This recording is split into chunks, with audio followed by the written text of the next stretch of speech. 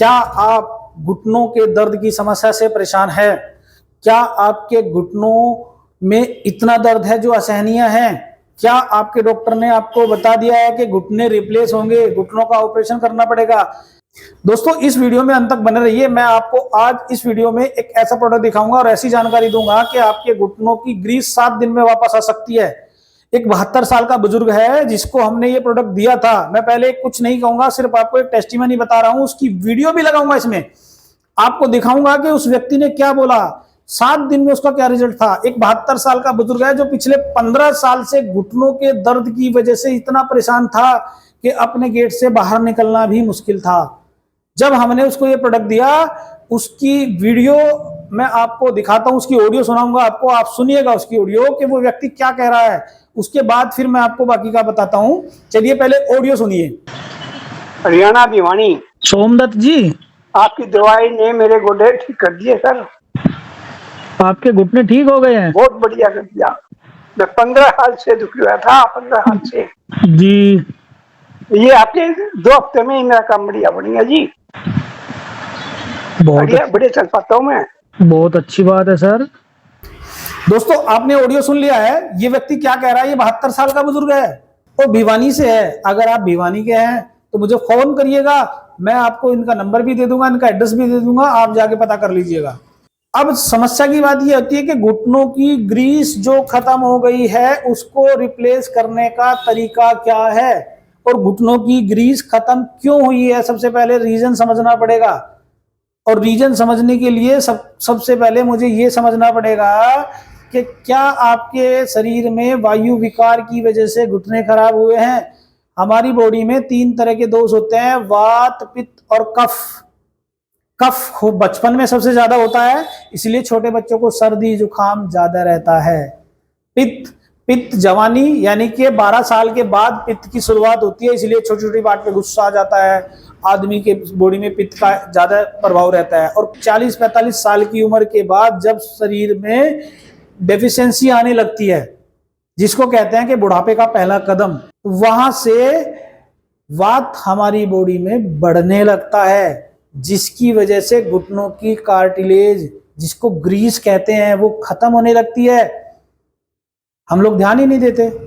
और आजकल तो मॉडर्न साइंस ने इतनी हम लोगों की खराब कर दी है कि हम लोग जो घर के जो ट्रेडिशनल नुस्खे, जो घरेलू नुस्खे थे, जो हमारे दादा दादी, नानी परनानी वो सब बताया करती थी, वो ऐसे नहीं बताती थी। वो उनके कुछ फार्मूले जो थे वो साइंटिफिक फार्मूले थे, जो आज कोई डॉक्टर, कोई वैद्य, कोई हकीम शायद आपको नहीं बताएगा। उनके फार्मूले थे कि सर्दियों में अलसी के लड्डू खाया करते थे वो लोग।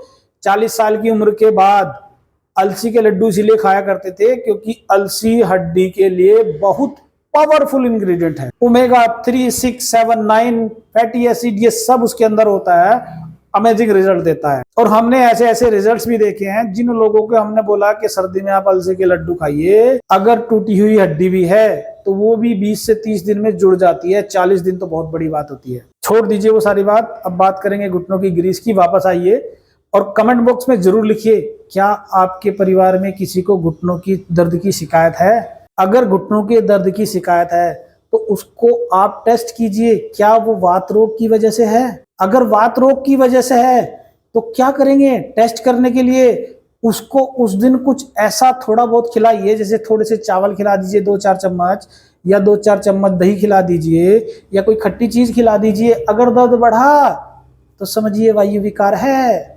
वायु विकार की वजह से घुटने खराब हो रहे हैं, डेफिशिएंसी आई है शरीर में।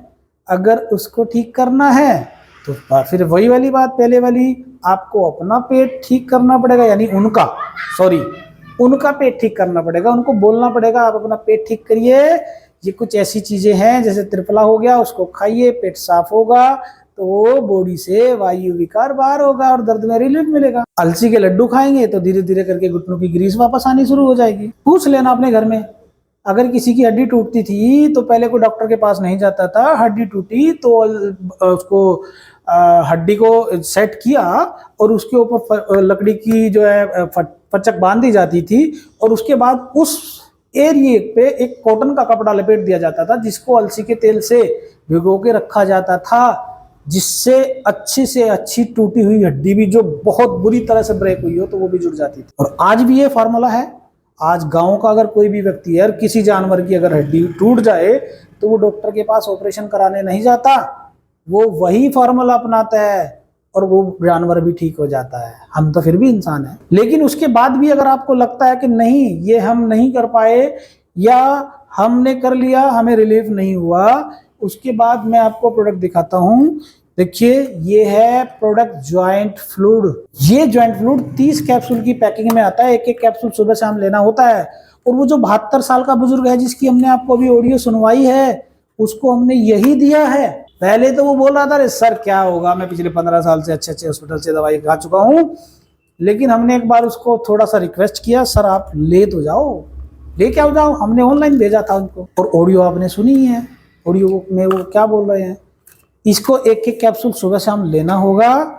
लेकिन क्योंकि शरीर में वायु विकार है तो त्रिफला साथ में 1 चम्मच जरूर लेना होगा और आपको 7 दिन में अमेजिंग रिजल्ट आएंगे। अगर घुटनों में कट-कट की आवाज हो रही है तो आपको 7 दिन में लगेगा कि मेरे घुटनों की आवाज या तो कम हो गई या बंद हो गई।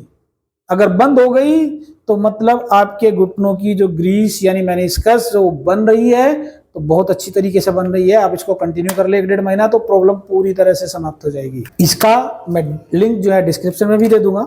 अगर आप इसे मंगाना चाहते हैं, बहुत महंगी नहीं है, मात्र 200 रुपए की है और 15 दिन चलती है। 30 कैप्सूल है, एक एक कैप्सूल सुबह शाम लेना है, बहुत महंगी नहीं है। और मैंने ये सोचा कि जब 72 साल के एक बुजुर्ग को ऐसे रिजल्ट्स आ सकते हैं, अगर आपकी उम्र 60 साल हुई, अगर आपकी उम्र 50 साल हुई या आपकी उम्र 45 साल हुई और आपको ये प्रॉब्लम है तो आपको कितनी जल्दी ये हील करेगा। प्योर आयुर्वेदिक है, किसी तरह का कुछ साइड इफेक्ट नहीं है। GMP WHO सब तरह के लाइसेंस इसके पास है और डॉक्टर रिकमेंडेड भी नहीं है। आप इसको बिना डॉक्टर की सलाह के भी खा सकते हैं। अगर इसको लेना चाहते हैं तो लिंक डिस्क्रिप्शन में है, आप जाके बाय कर सकते हैं। वीडियो पसंद आई तो लाइक करें, शेयर करें, चैनल को जरूर सब्सक्राइब करें।